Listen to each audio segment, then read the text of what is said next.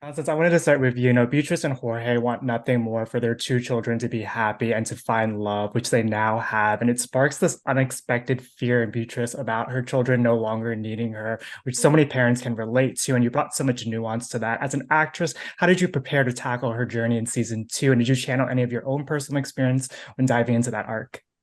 I am now a mom. I played moms for many, many years, and I am a mom now. And I think no matter how old your child is, whether it's their first day of school, whether it's their first play date, whether I still remember my daughter was 14.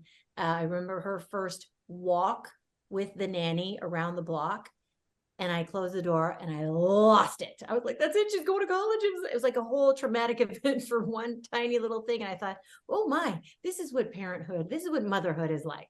So Mm. when it comes to empty nest syndrome and what my character and Benito's character are having to deal with, I could relate 1,000%. And I've heard stories from my friends about when their children go off to college and when their children go live in another state or another country.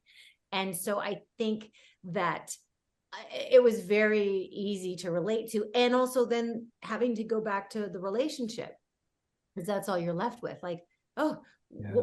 what level and what a shambles is our relationship? We have to Who are reconnect. you? Exactly.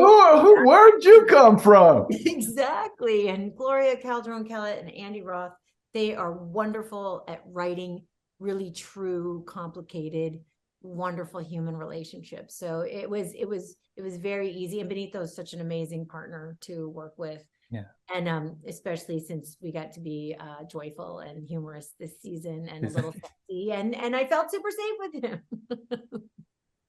Yeah, Benito, you know, Gloria wrote and created this series. Is a filming experience different when the creator and the showrunner also has experience in front of a camera? How did that collaboration and trust that you built with her in season one allow you to take agency over your character and his arc in season two? It started from the first day. It started from the first table read in season one. Gloria came in as a very collaborative person. We did rehearsals, we did table reads. We all established our relationships with each other right away in this room, and with the stage tape on the taped floor, and we worked scenes over and over. So right from the get-go, Gloria used her theatrical background in theater to establish a company. And so as that company has grown, and the writers have also done a wonderful job of finding our voices. And now they're writing for us, the people who are cast in these roles. So all the way from there, from the first audition to now, they've been true in their journey of crafting these wonderful journeys and then keeping it complicated. The trust that the writing staff has in us is felt daily. Yes. They give us complicated scenes and hard jokes and messy situations, and then they go, all right, let's see what you guys do with it. And it's fun. It's great. It's wonderful. I'm working with Constance, like I've been telling so many people and anybody who listen, there's nothing that this lady cannot do. Yeah. And it's from the funniest funny to the sexiest sexy and everything in between.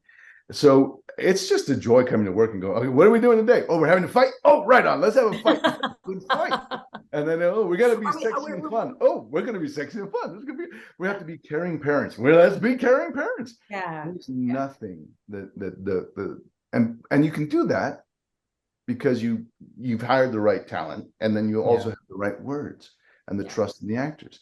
And so we're living this really fun, joyful experience of the right time with the right writer, the right actors, the right show. So it's been fun. That's a great question, Kevin. But and Gloria herself writing wonderful wackiness for who she, her character is. Oh my God. It's just chaotic, right? Right. Yes. And then she just delivers it almost with this blank stare like, and so but yeah, she's done a wonderful job. Her and Andy and the rest of the writing staff have done a great job of just inviting us to play at our best levels. Right. And you're all incredible on this show. Right. I mean, I'm a fan of everybody on the show. It's 1,000%, 1,000%. And I also have to say that I feel like we are better actors because they trust us. We respect their work.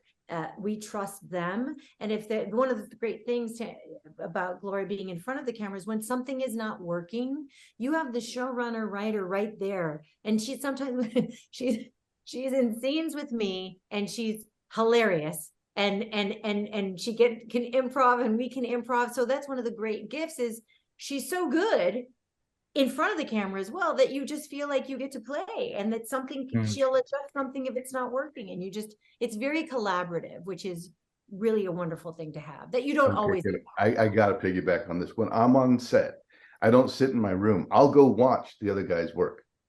You know, as I'm waiting to get going, I'll sit and watch them. And one of my favorite scenes ever to watch is in season 1 when Gloria and Constance are in the kitchen and they're just vamping about, you know, the lack of sexual activity in their life. It was brilliant. And the stuff on the cutting room floor is enormous, because they just, nothing was off limits. These guys are incredible to see and watch. And it's the same with watching Mark and watching Todd and watching Isis, watching Emerald and watching Rome. I mean, it's just Vinny and it's a blessing